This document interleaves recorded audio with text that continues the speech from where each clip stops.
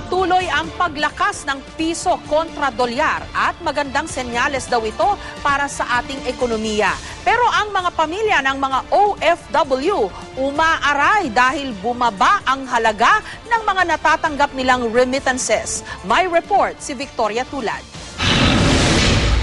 Magdadalawang taon na sa Chicago, USA ang asawa ni Debbie. Buwan-buwan nakatatanggap daw sila ng kanyang mga anak ng $500 o mahigit 20,000 pesos. Pero sa dami ng gastusin sa bahay na dinagdagan pa ng pagliit ng halaga ng dolyar kontra piso, hirap daw mag-budget ngayon si Debbie. Dati kasi 'di ba, ang palit nasa 43 ngayon bumaba, masyadong ang baba ng palit. Kasi minsan may tumatawag sa akin, may nagpapaluto. Yun na lang yung extra kung ano. Ganito rin ang sentimiento ni Marlene na umaasa sa padala ng biyanang nasa California.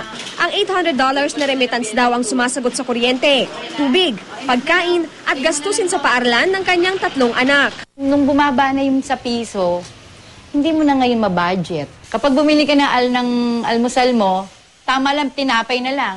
O kaya brunch, tamang-tama lang talaga yung pera na ipapadala. Ngayong araw nagsara ang piso sa 40.77 kada dolyar. Bukod sa mga kaanak ng overseas Filipino workers, apektado rin daw ang negosyo ng business process outsourcing at importer sa paglakas ng piso. Ang isang manufactured good, merong imported na component, tapos meron siyang local na input. So pag pinagsama mo, kung nakamura sila dun sa kanilang raw materials na imported, maaaring maging mas mura yung ating mabibiling final product. Hindi ko muna sa Amerika ka is, mucho-mucho ka, gano'n. Sabi nila, yung para kang reyna o gano'n, yung hari. Hindi.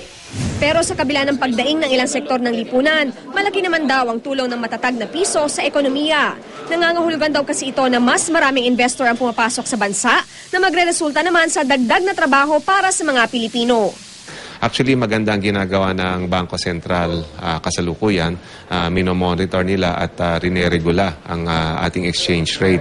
Isa rin daw dahilan ng paglakas ng piso ngayon ang pagpasok ng maraming dolyar sa bansa noong holiday season. Pero base sa market trends, maring paglipas ng ilang linggo ay bumalik ang palitan sa 41 level. Victoria Tulad, GMA News.